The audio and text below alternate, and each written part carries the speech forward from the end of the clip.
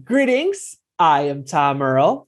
I know you could be anywhere, so the fact that you are here today sharing your greatest gifts, your time and energy, it means the world to me. I hope you know that in this moment you are valued, you are loved, and you are appreciated just as you are. My friends, I have a new series for you. This is called the Listening Deeper or the Re-Listen series. You can call it either one. I know I am. Now, you may have heard this intro before. We are using the same intro for this series. So have no fear if you're listening to this again and thinking, oh, I've heard this episode before. Don't worry.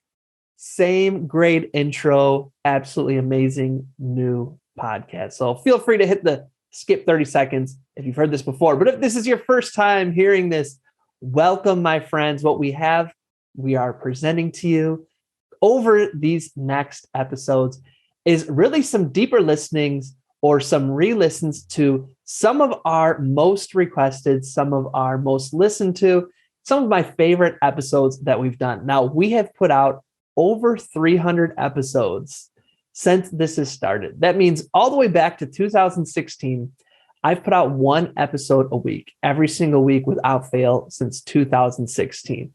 That means there's a lot of really awesome interviews, solo episodes. There's some really great things in there that you probably haven't heard if you're just joining us, or even if you're a longtime listener. So what I want to do is pull together a number of my favorite ones and your favorite ones that you have listened to or that have been listened to before you. And I want you to either hear them fresh for the first time or give them a re-listen yourself. I'm telling you, I have re-listened to each of these and really just thinking about where I was in my life then or the wisdom from then that applies to now, because some of these are going to be from 2016. Some are going to be from last year. Some of them are going to be, weeks before everything that went down in 2020. So I want to share these with you as a gift going into the time vault of our episodes. And really, I invite you to go through these with new ears, with new hearts, because we are new people here in this moment.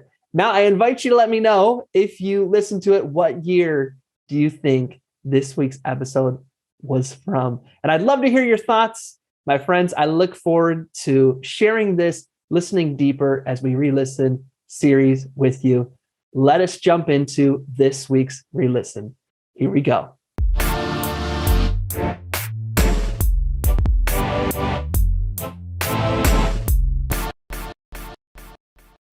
As you can see, I am not alone. I have an amazing guest. She goes by the name of Nina Concepcion. How's it going, Nina? I'm doing amazing. How are you doing? I'm doing great. I really appreciate you taking the time to be here with us today.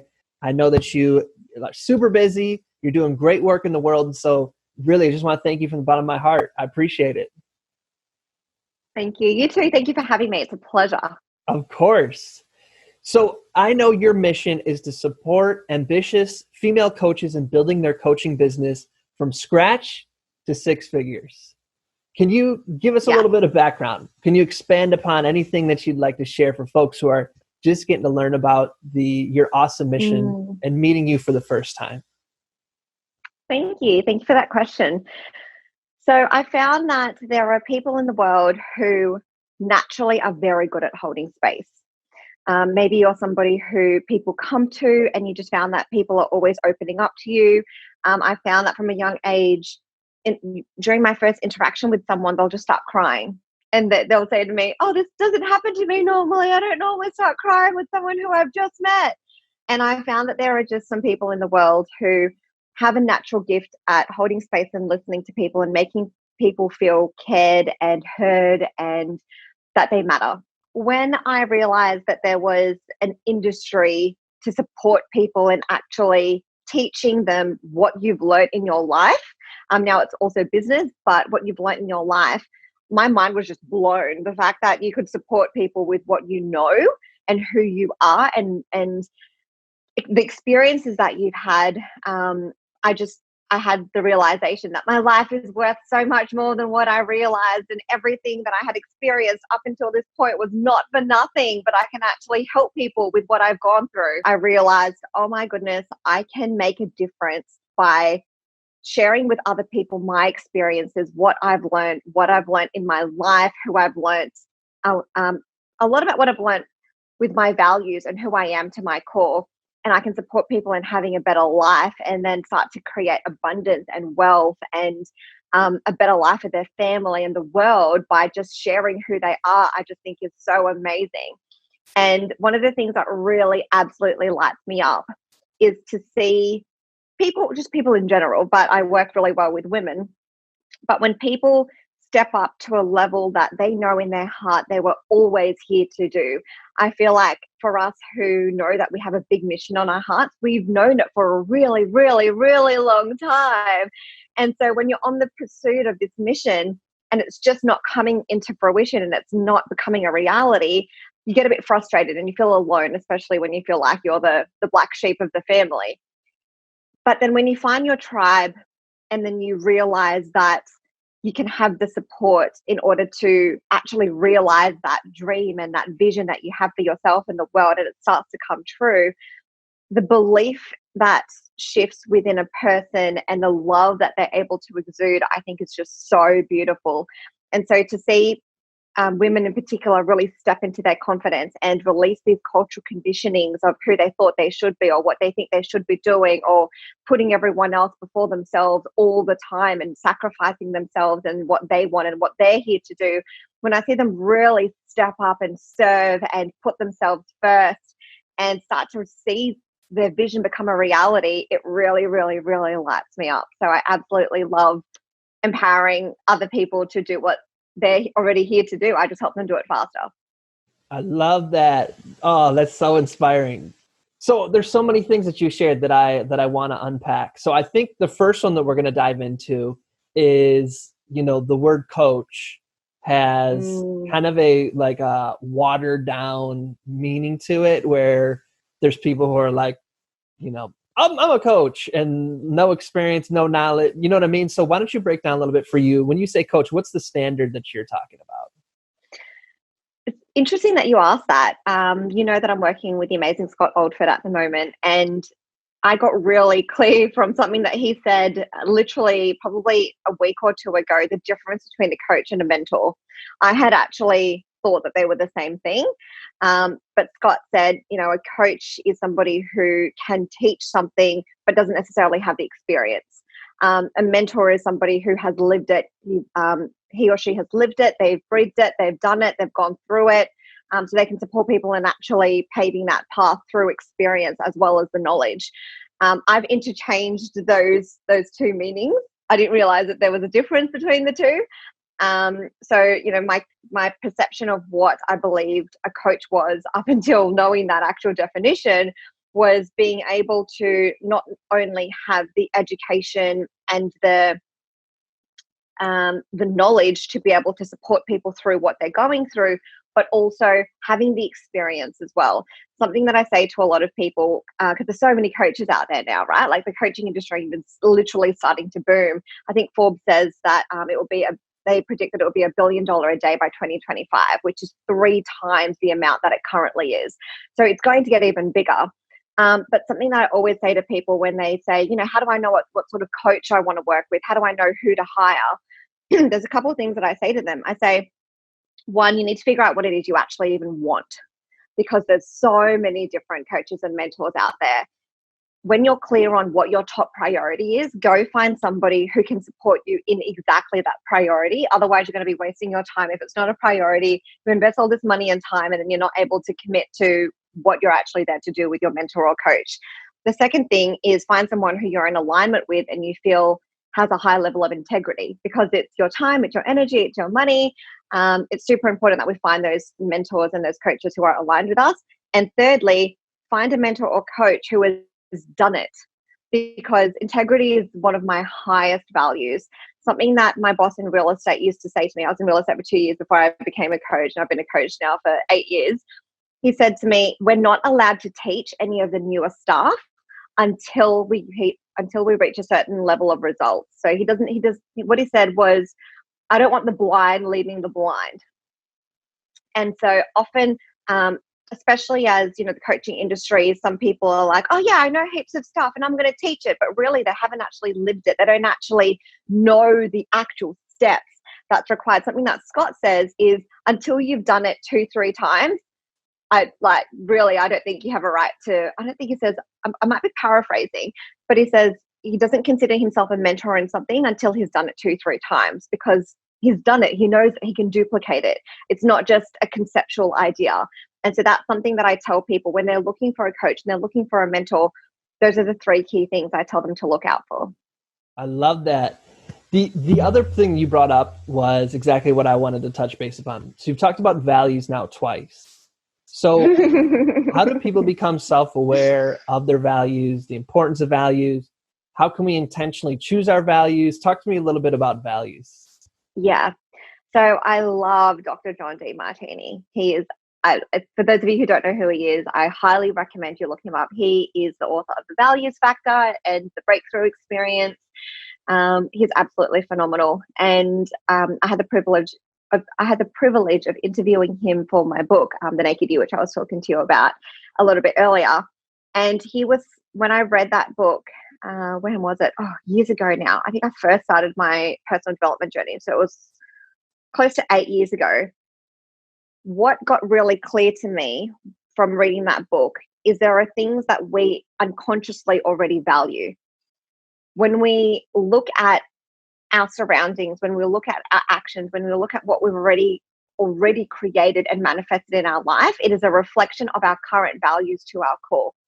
And there's so much cultural conditioning that we think we should be doing this or we should be doing that, or I'm going to want this or I'm going to want that car and I'm going to want that house because that's what it means to be successful. That's what it means to have a good life. When really we already have what we value. And so tying into values in the sense of what we want to create in our life, Demartini really supported me in shifting a lot of my values around so that it was a more empowering and conscious relationship that I had. So one of the things that I really wanted to cultivate in my life was wealth. Not just financial, but emotional, spiritual. I wanted to have more love in my life. I wanted to have more fulfillment in my life. And one of the things that he said to me is, if wealth isn't in your top 2 values, you're not going to be wealthy. And when I looked at my life, I looked at my surroundings, and I started to cultivate that awareness by asking myself really particular questions over and over and over again. And also by having the courage to really look at the reality of my life and how everything had panned out to that point, I realized that I needed to really move some things around. I needed to reprioritize my values in order to manifest what I wanted to manifest. I see values as 2 different elements. So I'm going to talk about the other one now. When I talk about values, when it comes to my business, I think it's really, really important to get clear on the sort of person who you want to be and be in alignment with that. Because I've, been in a whole lot of debt, and I've also had a lot of money. And I found that regardless of what my external circumstances look like, if I'm being true to myself and if I'm honoring who I know I want to be, regardless of how painful it is, regardless of what it means financially, regardless of the external circumstance, as long as I'm doing what feels right for me and I'm proud of the person who I'm being, then I'm happy with my life, regardless of what's happening externally, regardless of how much money I make, regardless of how many clients I have, regardless of how big my following is. And so when I feel like one of the biggest things a lot of businesses are missing is really that heart, is really missing, what's actually really important to you. And that's what people resonate with. Scott talks a lot about intimacy. And I feel a lot of businesses just lack integrity. It's a massive thing I learned in real estate. And so integrity is so high on my values because of what I've learned and because of the type of person who I am and I choose to be. I'm constantly cultivating, under promising and over delivering. If I'm going to tell someone I'm going to do something, I need to make sure that I actually take the action in doing that, and giving myself even a buffer of time to make sure that if I say to someone I'm going to get something done, I'm going to tell them I'll get it done a little bit later, so then I give myself that buffer of time. But I think that's what living authentically is all about, is just being true to your own values, because there's always going to be someone who has an opinion on what you're doing. But I think it's Demartini that says this, would you rather have the whole world against your soul, or would you rather be the one who goes against your own soul? Like, really, you're the one who knows whether you're living a life that's true for you or not. I love that. Living your life for yourself or for other people. So you had talked about those. So when you become self-aware, let's say how you said wealth. So I want wealth to be my top 2 values. That's an intention. How do you then actually get a value to become your top 2 values? Like, what does that actually look like making that happen? I've done so much work around this. One of my best friends actually asked me about this, I think yesterday or the day before. So firstly, if you guys want to move some values around, highly recommend The Values Factor by Demartini. He has the breakthrough experience. I don't know what's happening, if that's available right now because of everything happening in the world. I'm not sure if he's doing it virtually or online. But what I said to my best friend was, one, it's a decision, right? I got really, really, really intentional. Success also doesn't happen overnight, and that's with everything. So I was intentionally asking myself, how can I make wealth a priority? What do I need to shift? What do I need to learn? What else do I need to be implementing? I was asking myself these sorts of questions and journaling on these every day for probably 12 to 18 months before I really started seeing the result of having more wealth in my life. I also find hypnosis incredibly powerful. So most nights, like 99% of the time, I listen to hypnosis when I go to sleep, and it's normally the wealth one. I'm currently also getting one-on-one hypnosis done, which isn't just around wealth. Now I'm looking at cultivating other areas of my life as well. But I found that, to answer your question in a nutshell, intention, making the decision, being consistent, just you need to keep moving forward, right? Like, you don't build muscle going to the gym once. Like, it's something that's going to take time. You need to be consistent with it. If you really value it, you're going to put in the time and the effort and the energy. And then going to the subconscious mind, but also the conscious mind. So I literally have affirmations everywhere. Like, my partner didn't know anything about personal development or spirituality before meeting me. And we've been together almost 4 to 5 years. I don't even know how long I've been with him anymore. And I literally had affirmations all over the house. So in the bathroom, it's my bookmarks, it's in the kitchen, it's on the front door, it's in our room, it's literally everywhere. And so I'm constantly rewiring my disempowering beliefs that I had around money, around wealth, around what it would mean, and really unpacking that and investing in myself, not just emotionally and energetically and mentally, but also financially. So getting support. Michelle, I'm not sure if you guys know who Michelle Masters is, but she's absolutely phenomenal. She's an expert at really shifting your money mindset in a very subconscious way through timeline therapy and NLP. And so that's also been amazing working with her as well. Okay, so we covered what I think is one of the most important parts of business is mindset. If you're cool with it, let's get tactical. So you help folks go from scratch to 6 figures. Yeah. I'm sitting here, I'm at scratch, I'm ambitious, I'm a coach. Get me to that 6 figures. What would you say I should do? When it comes to mindset? No, everything. We can keep talking about mindset, but if you want to get tactical, like post this on social media, start a blog, like what's your approach? How do I, if I'm listening right now and I'm, okay, mindset, I'm in. But tell me some like tactical things I can do to get that money rolling. Yeah. So my signature program, one of my signature programs, Conscious Coaching 101, is the program that a lot of coaches / entrepreneurs do when they want to start getting their first paying clients. So the promise of the program is you get paying clients within 90 days, but it normally happens anywhere from 2 days to 3 weeks. So the main thing that I support people in that program just to start the ball rolling, first and foremost, I've built my entire brand organically on social media with Facebook. I'm not that great at using Instagram at the moment. So that's what I teach. I don't teach Instagram. If somebody wants to know Instagram, then I'm not the person, again, because I don't have experience in that. I don't feel in my integrity in teaching Instagram. So I teach people how to build their business organically to 6 figures through Facebook and through their personal pages. And so there's a few main things that really support people in getting those quick wins. One of the things I love about what I do is I'm really good at helping people generate cash and call in those clients through my conscious sales method.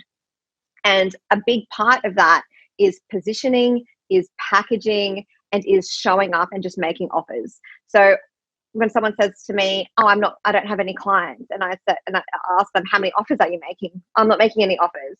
"Okay, how many people are you talking to a day?" "Oh, two."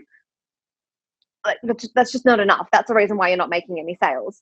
It also depends on how they're positioned. So the very, very, very first thing that I do when I connect with someone and I look at supporting them in generating those first few clients, even those, I had a client who was stuck at the six-figure mark. So 6K a month. That was her PB, and that was a year ago. But she ranged between 3 to 6K a month.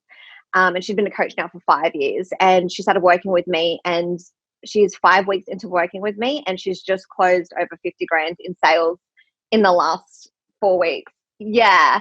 So the method that I use with the people starting is actually the same method that I use with the people who already have experience, but we just go through that method again and then refine it and refine it and refine it.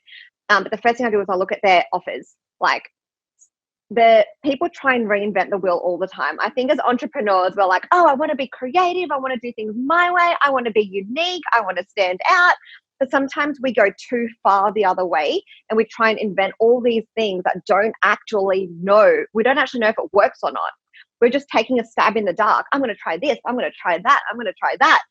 So often they just don't know what they don't know. One, they're doing way too many things, and that was a big part of my journey as well, just doing way too many things and creating packages that don't actually work. So really simplifying a method and the packages that work. So for example, the best and easiest way to sell coaching, especially if you have no clients, no experience, is just start getting one-on-one clients. Don't try and sell a program. Don't try and sell a course. Don't try and do a subscription. Like, get one-on-one clients. One, it's the easiest to sell. It's going to be the highest value, and it's the easiest to sell. Like, there's already people around you who are probably willing to pay for your level of experience and expertise of what you currently have. And so packaging is the first thing that I look at. What are their packages? What is it priced at? Some of them are priced way too low. Some of them are priced way too high. Some of them don't even have a price. So look at their packaging, and I look at their positioning. So a lot of people just aren't showing up and telling people what it is that they do. And so one of my other mentors, Kate Chippy-Gray, says the sooner someone can contextualize how you can support them, the sooner they will pay you. So if somebody cannot tell what you do within 3 seconds of looking at your social media page or your website or wherever it is that they are, it makes it too difficult for them to piece together how you can actually support them. And so I support them in being able to position themselves really, really quickly in a very concise, simple way. And then from there, start looking at how to actually do call to actions. I give them my framework for a sales call. So people who don't have any experience in sales whatsoever have a 1 in 4 conversion when working with me. So every 4 calls they have, at least one of them converts. So for example, if someone wants to get 3 clients in the first month of working with me, they just book in 12 calls. Using my framework, they'll get 3 clients. And I know I'm putting you on the spot. Do you have any prompts for folks who are catching on to, yes, people aren't able to figure out what I do in 3 seconds? Do you have any prompts that you give folks for them to start reflecting upon, what, like a sentence or two for what they can tell people? I think part of the thing that's tricky about this, and I've worked with some amazing women, it doesn't mean that you're not amazing at what you do just because you can't figure out a way to articulate your message in 1 sentence.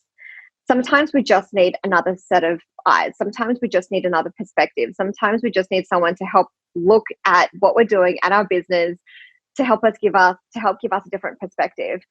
And I found that it's one of my gifts. Like, I'm really good at just simplifying things for people and articulating things to people.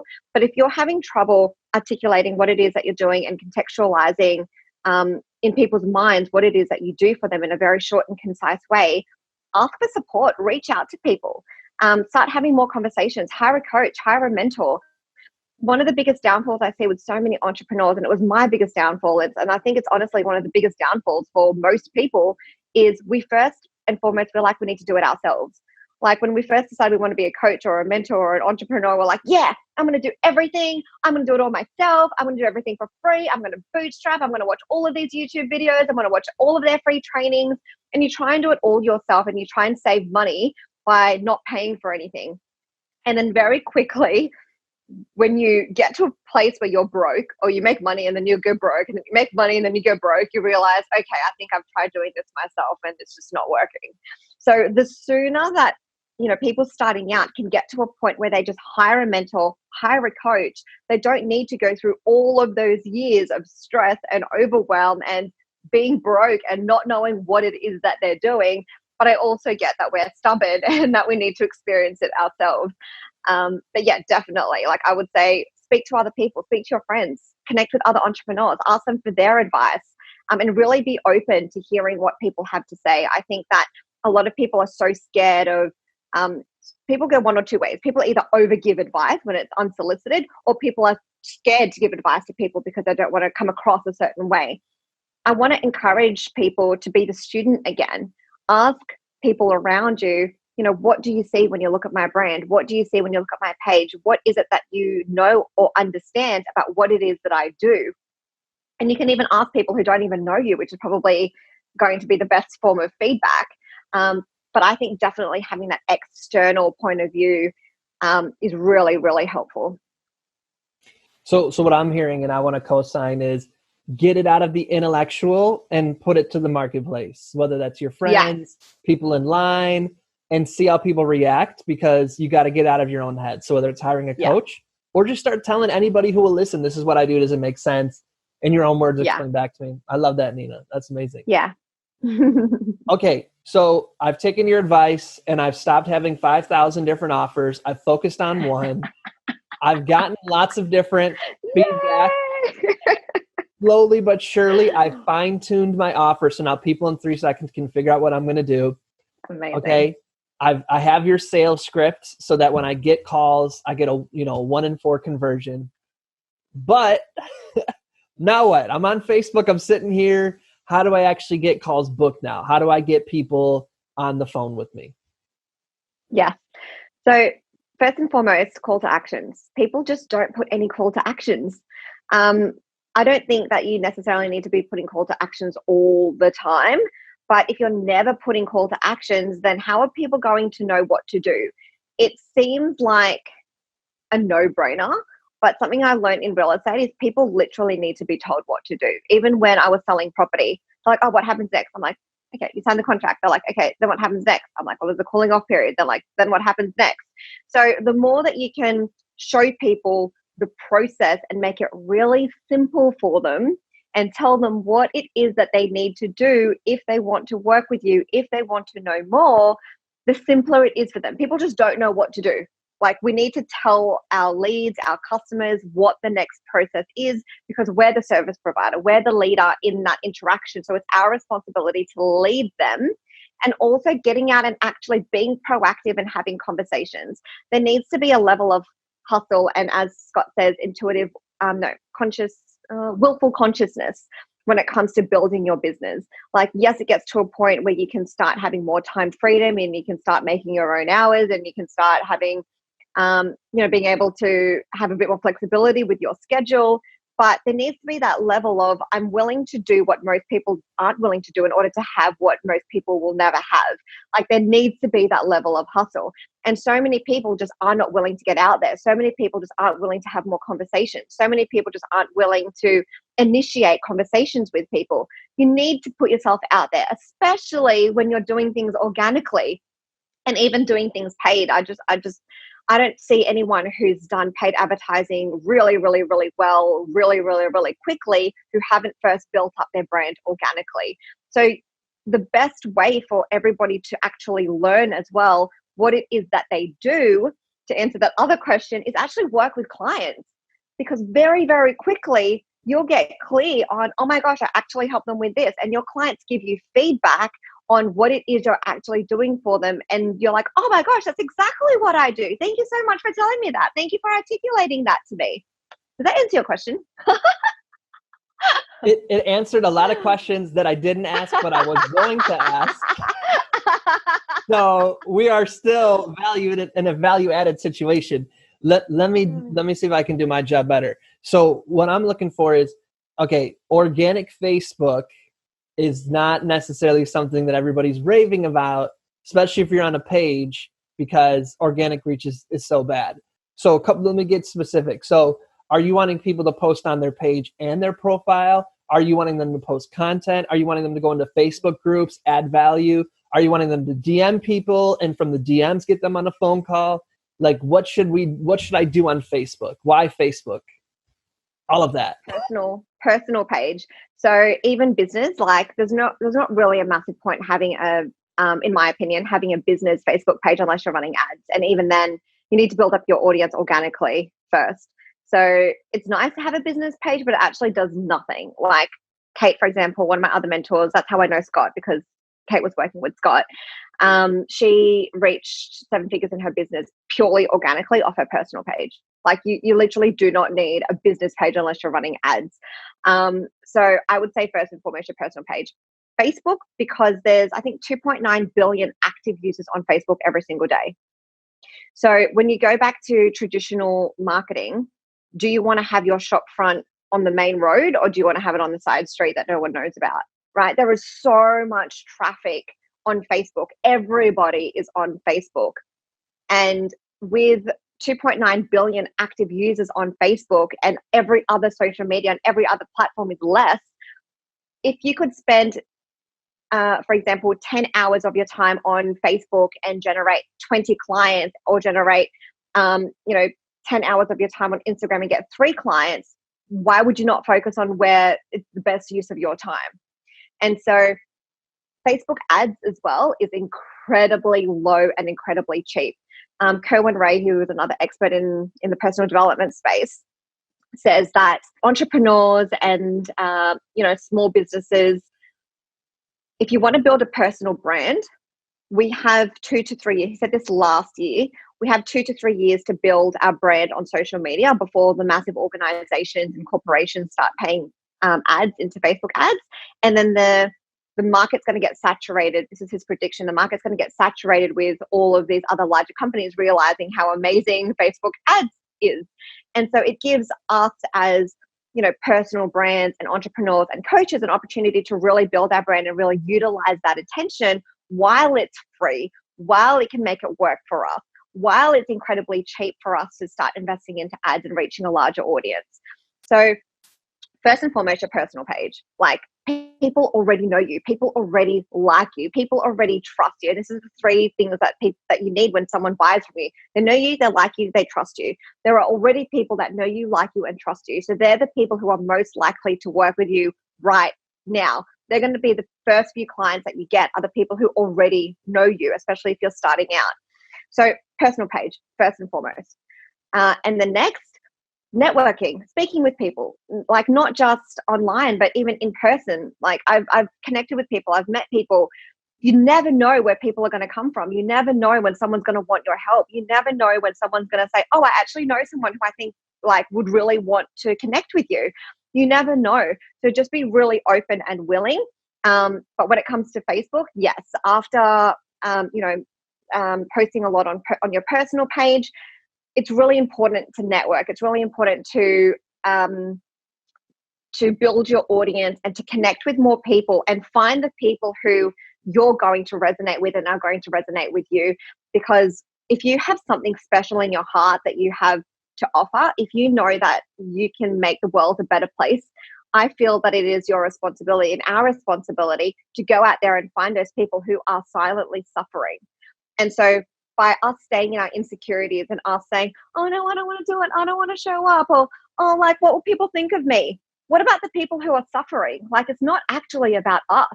And I think that's what I really admire about entrepreneurs who are building their businesses and who are committed to what they're here to do. I think you get to a point where you're like all entrepreneurs financially, they have an element of going up and down financially. And I think we get to a point where we realize it's just not about us. If it was about us, we would have given up. Like, it's not that easy. Like, it's really challenging sometimes being an entrepreneur. but you know in your heart that you're here to do something that you're here to do regardless of how much you're getting paid. But the more you get paid, then the more you can serve, the more you can show up, the more people you can reach. But you realize it's not actually about you. So does that answer that question? Yeah, no, that was very, very helpful. That was awesome. I love that. So do you have any suggestions for like how often folks should post, or, you seem to be using DMs a lot. So any advice on, how to use DMs, anything like that would be cool too. Yeah. I think first and foremost, it's really important to remember that there's something called, your highest paying activities, or there's something that's called, I'm trying to think of the word. I can't think of it right now. Brendan Burchard calls it something else. But there are certain tasks that you can be doing that are more income producing activities, or IPAs, income producing activities, compared to other activities you can be doing. So first and foremost, when it comes to, for example, a typical funnel, right? And I don't mean like an online funnel, I mean just a traditional customer journey sales funnel. So people get to know you, they hop on a call with you, and then from the call, they decide whether or not they want to work with you, and then they end up buying from you. So there's 3 stages to a funnel. So if you can be booking in calls and connecting with your clients, like that's first and foremost the biggest thing that you need to be doing, because that's what generates the most money. And then it's generating leads. Like if you're not already taking care of your existing clients, if you're not hopping on calls with people when people are wanting to book in a call with you and you're not booking them in, the last thing you need to be doing is generating more leads. Like you need to be focusing on these people first and foremost. So I go through phases where Jim Rohn calls it sowing and reaping. So there are times that I'm like, deliver. And then I really focus on the people who I'm working with. I'm onboarding them, I'm supporting them. And then when I feel okay, I feel they're solid, then I start serving more. So I think it's super important to be as consistent as possible when it comes to posting. So I recommend at least once a day. However, we're also human. So we're not perfect. So also be kind to yourself. My client who just closed over 50 grand in sales this month, she's like, Nina, like I haven't posted in a week. I'm like, love, you've just onboarded like 7 or 8 new clients. Like they're your priority. Like just focus on them for now. She's about to hire a VA. Like your VA can help you with your social media. Honestly, for now, just focus on the people who you've just gotten on board. Focus on serving them. They're your priority. I love that. It's something I resonate with as well. So for me, last month, I was like, let's focus team on all the folks that we just onboarded, making sure everybody gets great experience. Because otherwise you feel like, oh, you treated me really, really good until I purchased. And then, what's going on here? So I really resonate with that. Yeah. I also think it's integrity. If you really care about these people, it's not just about the sale. It's not just about, oh, I have your money. Now I don't really care and I'm not going to serve you. Like I deeply care about my clients and I deeply care about their life and their results and their business. And so it's important for me that I have that energy for them and I express that to them, which means sometimes taking it away from posting all the time, because I need to, especially if I'm onboarding my max amount of clients that I can take on board, or I can get my VA to do some of my posting, my priority is them for that time. Well said. Well said. So I know, folks should go out, purchase the actual script for your sales call. So you don't have to give us all the secrets, but give us some insights into, folks who are doing sales calls, loving the idea of, 1 in 4 conversion. What are some mistakes you see? What are some best practices you'd like to encourage people to implement? Anything you can share around sales calls? I'm a massive fan of, I do believe that when people pay, they pay attention. At the same time, I am where I am because of the amazing Brendan Burchard. So when I saw Brendan speak 8 years ago, I literally had an awakening experience where I thought, oh my gosh, I'm here to be a coach. I'm here to be a speaker. I'm here to be an author. And I absolutely love him. And one of the things that he says is, I deliver so much free value. And people say, oh my gosh, if he's willing to give all this stuff away for free, imagine what it's like to work with him. So I'm happy to share a lot with your audience as well, which is also going to be really valuable. But there's also so much more juicy value as well for those that do decide to end up working with me, because obviously there's only so much we can go in 1 hour. The biggest mistakes that I see is that a lot of people are scared going into a sales call. Like, I get that it's scary. I get that there's fear that comes up, but you need to can I swear? Am I allowed to swear on this podcast?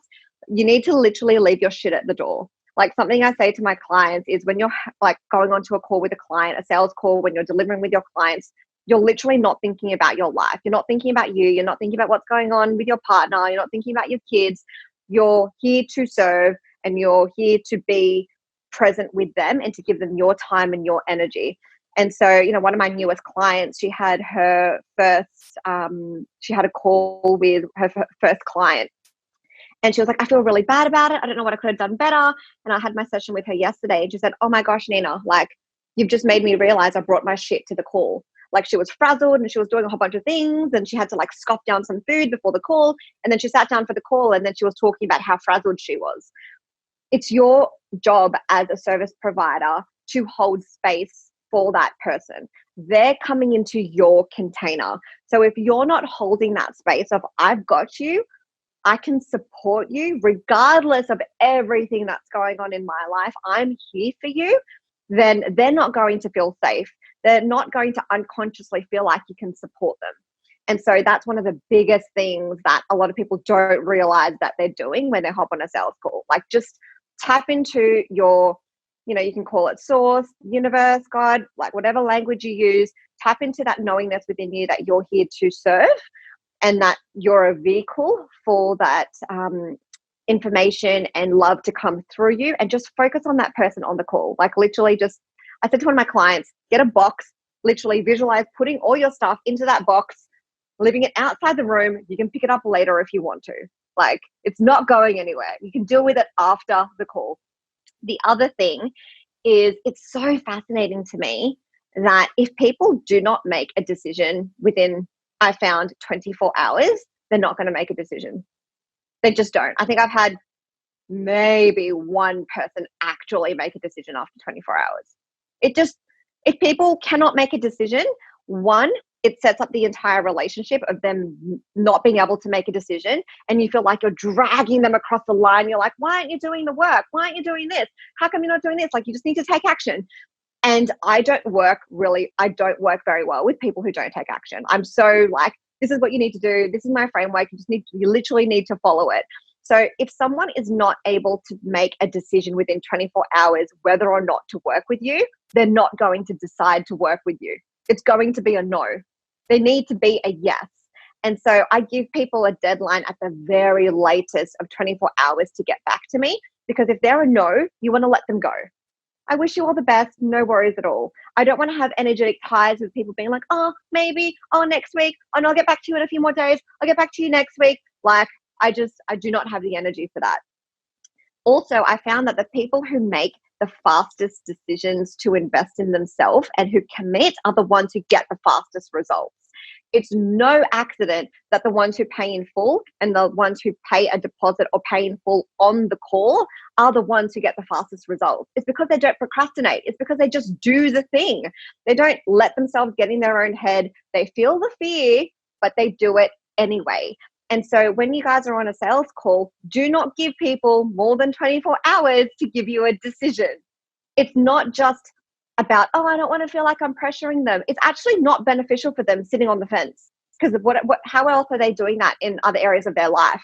They just need to move forward. And I say to some people who I feel like are on the fence, I say to them, look, it actually doesn't matter whether or not we end up working together. Like, it doesn't bother me. Like, this is your life. This is your decision. But what I want you to do is just make a decision. Like, either it's a yes or either it's no. Like, I'm an unattachment. Unattachment is so important, but that takes practice as well, because we care so much. We want people to make a change in their life. But I say to them, I just want you to make a decision, because you not making a decision is a decision, and that's playing out in other areas of your life more than likely. So regardless of what it is, can you give me a decision in the next 24 hours? And they'll say yes. I haven't had anyone say no. And if they say no, then it's a no. Like, I'm not going to work with someone who can't commit to giving me a decision within 24 hours. And also value your time. If someone cannot give you a decision, why do you want to work with them? We're not here to beg people to work with us. It is an honor. It is a privilege. It is the co-creation. It is not, you're not begging them. They're not doing you a favor. right? You're here to support them, and they're here to up level with you, and you to up level with them as well. There's one more thing I want to share because it's so powerful. What I realized is that when we charge for what we do and when we pay for an investment within ourselves, both parties level up. Both. It is a co-creation. So when I started charging for what I do, there's no room to be like, oh, I'm just going to reschedule because I don't feel good today, or I feel a bit lazy, or I feel tired, so I'm just not going to show up. When you're getting paid to do something, in your integrity, you have to show up. You do not have a choice. You have to show up. And when you pay for something, you pay attention. So you're like, I have to show up. I have to. I don't even have a choice. I just need to show up. And so the exchange of money is actually just an indication and a result and a consequence of the commitment. So I don't want you guys to feel bad that you're asking people to invest in themselves. They're not investing in you. They're investing in themselves through you. And then last question, what does conscious sales mean to you? To me, conscious sales is a co-creation and a synergistic relationship between two or more people that is beneficial for both parties and the rest of the world. Yes. Nina in the building.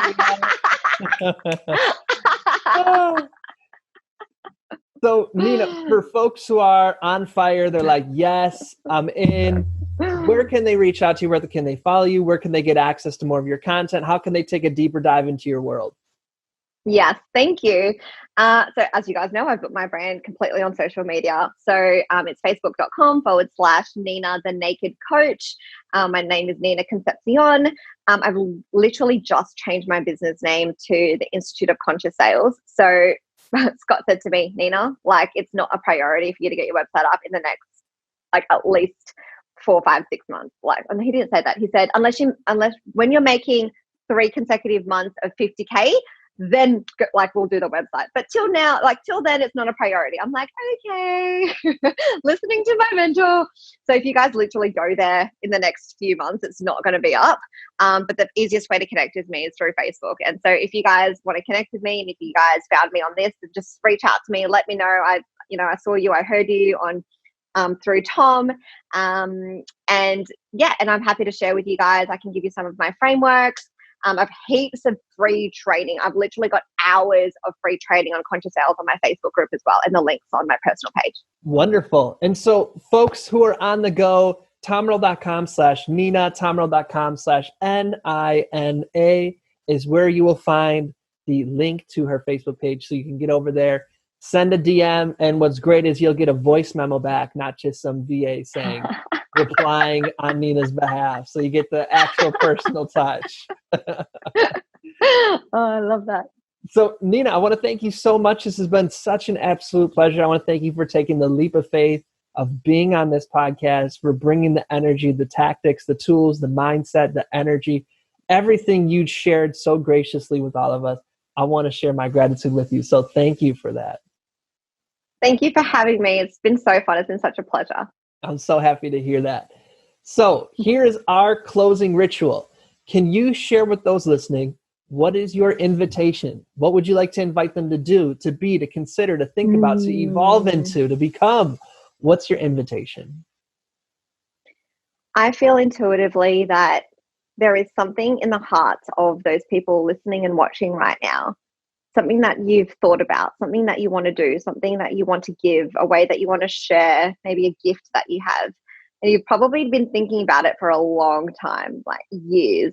Oh, maybe I should start doing this. Maybe I should start doing that. Maybe I should start getting into coaching. I want you to just take the first step. Just take the first step. Don't overthink it. Don't try and have everything perfect. Literally be willing to fall forward. What is the first step that you need to do to actually move that dream forward? Is it connecting with a coach? Is it asking your friend how they've done it? Is it booking to go to an online event at the moment? Is it having a conversation? Is it buying your domain name? Like whatever it is, one step, and then you can build the momentum from there. I love that. And once y'all take that first step, send me and Nina each a DM so we can applaud and celebrate with you for sure. So thank you once again, Nina. I appreciate you. And y'all reach out to Nina and share your love with her. Thank you, everyone. Yes. I want to thank you for listening to this week's Deeper Listening, Re-Listening series. I don't know how many more times I can squeeze in the word listening into this sentence. Want to thank you, as I shared in the beginning, for sharing your time and energy listening to this entire episode. As I said in the beginning, I'd love to know, do you know what year this episode was recorded in? And I'd love to know what stuck out to you, what moved you, what questions do you have? And if you have any suggestions for what you'd like future topics to cover or future guests we should feature. My friends, I look forward to you joining us again next week for a new episode in our Re-Listen series. And as always, I'm wishing you peace and blessings. Thank you. One more thing. I'd love to continue the conversation. Feel free to join me at tomearl.com/join. Subscribe below, or let's connect on social media. Tom Earl Artist. Thanks again for watching.